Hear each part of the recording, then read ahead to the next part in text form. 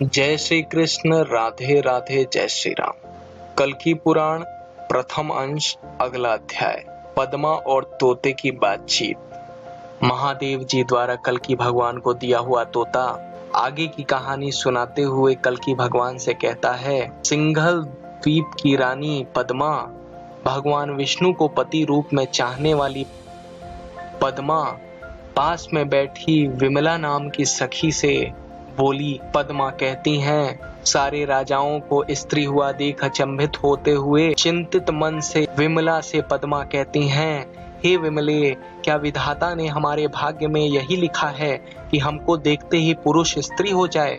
जिस तरह ऊसर में बीज बोने से वह बीज नहीं उगता, उसी तरह मेरा महादेव जी की तपस्या करना भी व्यर्थ हुआ।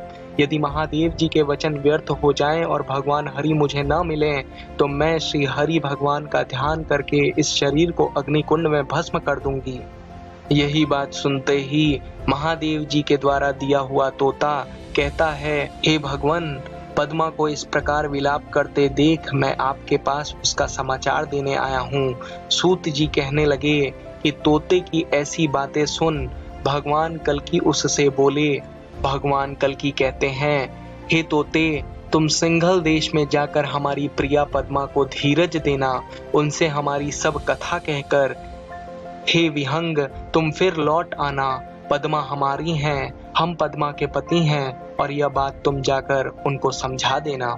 सूत जी ऋषियों को कथा सुनाते हुए आगे कहते हैं, हे ऋषि वर्ग, भगवान कल्कि की ऐसी आज्ञा पाने पर वह तोता उड़ा और समुद्र पार कर वह तोता सिंघल द्वीप में पहुंचा और नागकेशर के एक पेड़ पर बैठकर वहां पर बैठी पद्मा से मनुष्य भाषा में बात करने लगा। महादेव जी द्वारा दिया हुआ तोता कहता है, हे पद्मे, तुम कुशल से तो हो? तुम्हारे अंग में कमल की सी गंध आ रही है, तुम्हारी आंखें नीले कमल जैसी हैं, तुम्हारे हाथ में कमल है और इससे मालूम होता है कि तुम दूसरी लक्ष्मी हो।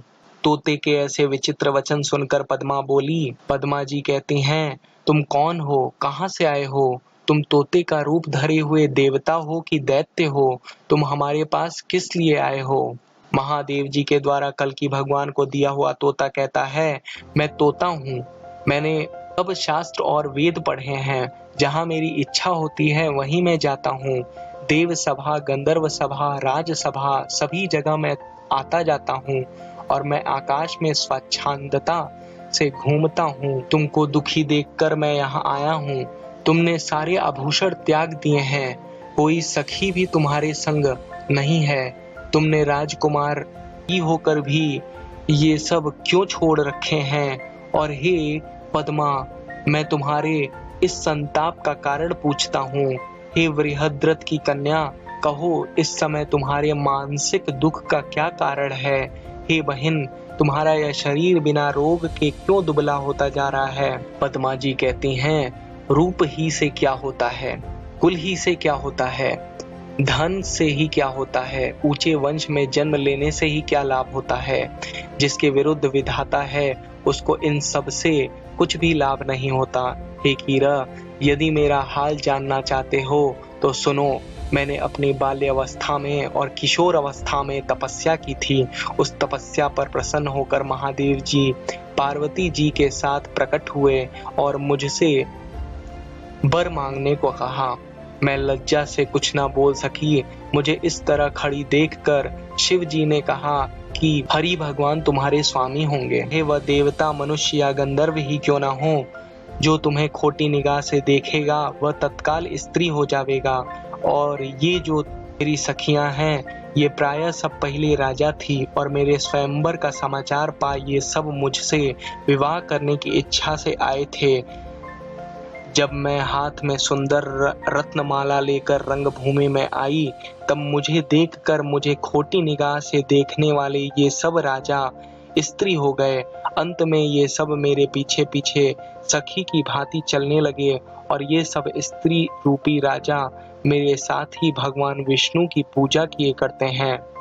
इस प्रकार कल्कि पुराण में पद्मा और तोते की बातचीत नामक अध्याय पूरा हुआ। जय श्री कृष्ण।